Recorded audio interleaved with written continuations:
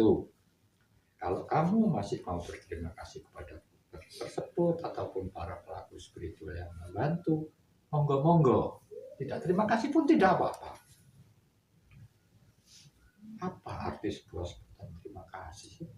Kalau orang supranatural tahu batinnya, meso ae dene ngerti krungu, apa meneh ngrasani. Nah, iya. Disitulah kemahabesaran beliau, dan saya pun tidak mau fanatik.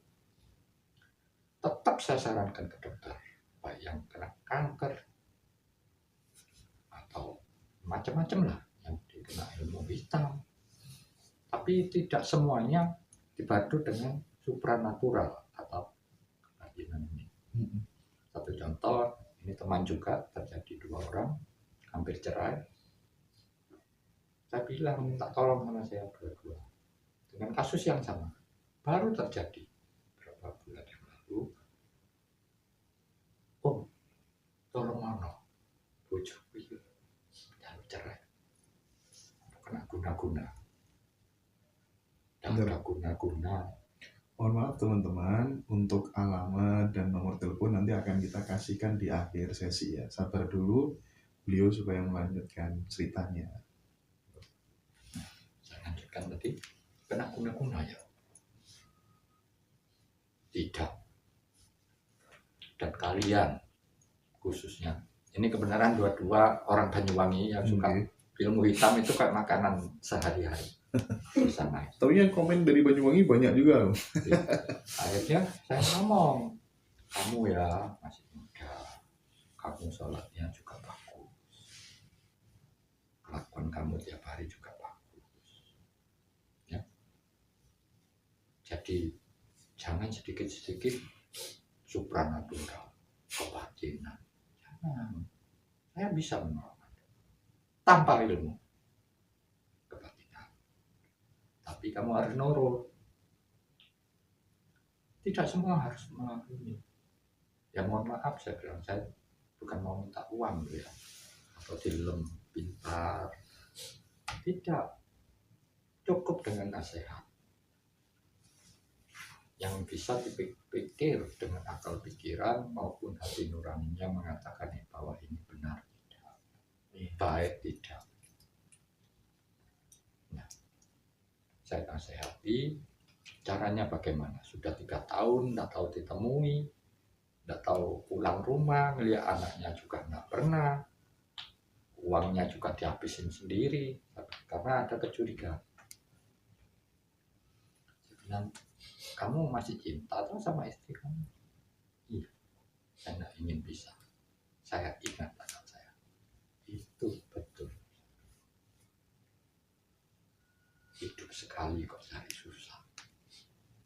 Jadi gini, oke, saya tidak pakai ilmu, dan mohon maaf, beliau adalah juga seorang pelaku spiritual yang ada pembimbingnya, dan pembimbingnya itu saya juga jadi saudara angkat saya. Ya saya sarankan, lupakan hari kemarin, melihatlah hari ke depan. Semua pikiran yang negatif tinggalkan, berpikiranlah yang positif. Intinya memohonlah kepada Gusti Allah, karena kamu seorang muslim. Saya tidak pakai ilmu sama sekali. Jelang 2 bulan lebih, datanglah istrinya sendiri tanpa dipanggil, masuk rumah, nyembah di kakinya yang laki, minta maaf. Ketemu saya berapa bulan lagi, oh terima kasih sudah kembali istri saya, dan menyembah sampai kaki saya cium. Jangan mau, dan tidak usah gitu-gituan, minta maaf aja sama Tuhan ya, insya Allah. Ayo kita pindah hidup besok. Saya lupakan yang lalu. Tapi di situ ini Pak, pada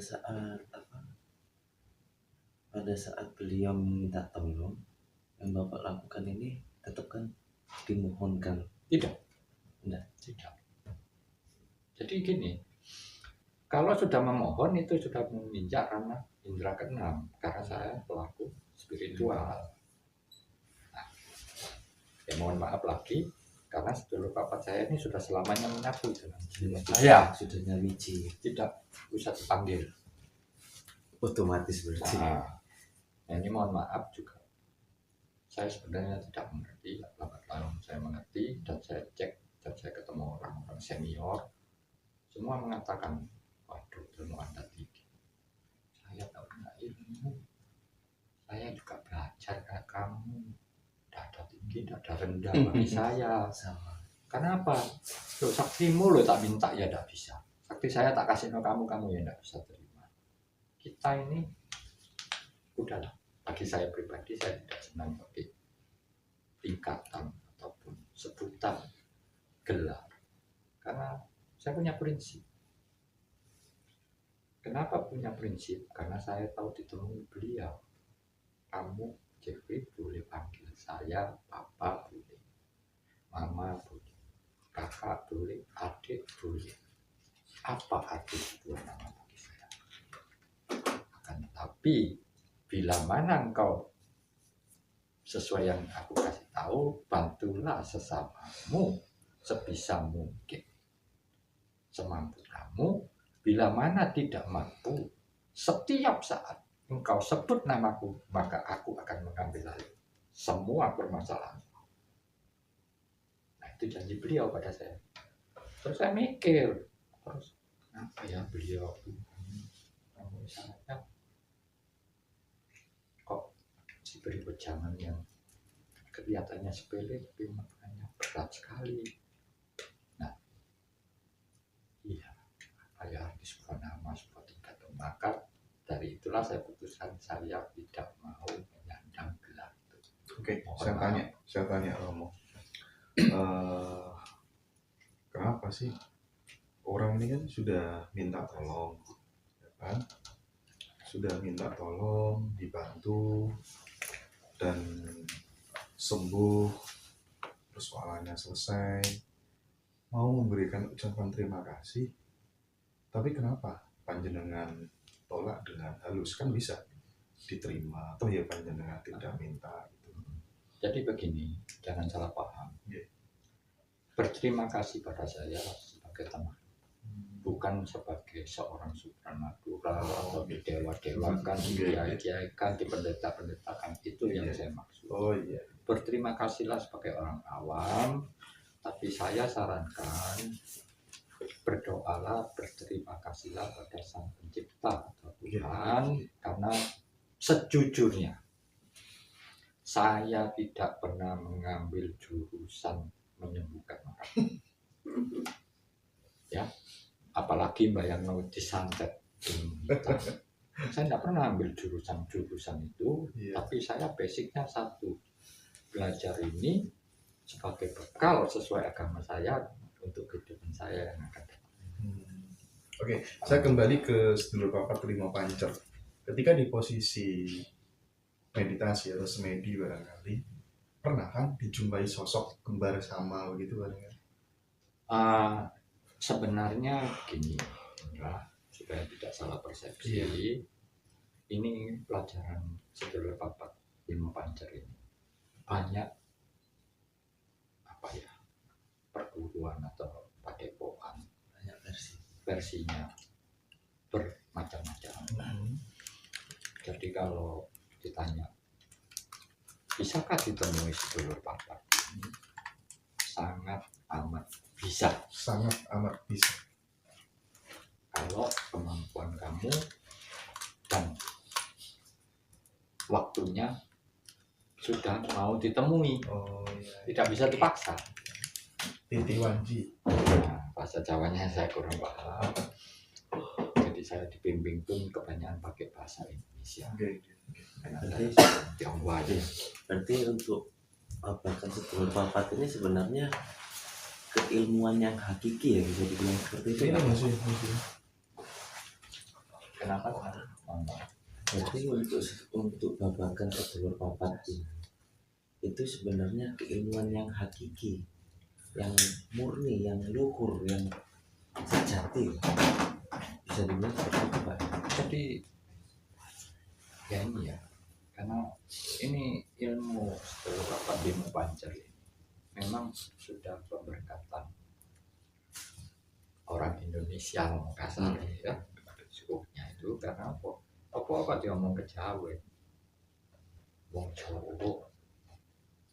Jawa ini kan kasih, ya luas artinya, makna sih untuk sekali, sehingga ajaran ini munculnya kan di Nusantara ini, khususnya zaman kerajaan-kerajaan. Waktu itu yang dominan beragama Hindu dan Buddha. Tidak ada itu. Nah,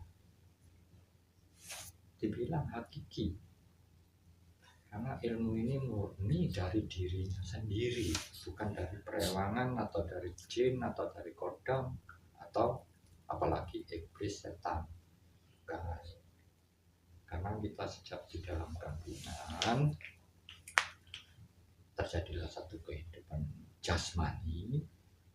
Nah, saat tertentu maka Tuhan memberi roh atau jiwa bahasa Indonesianya.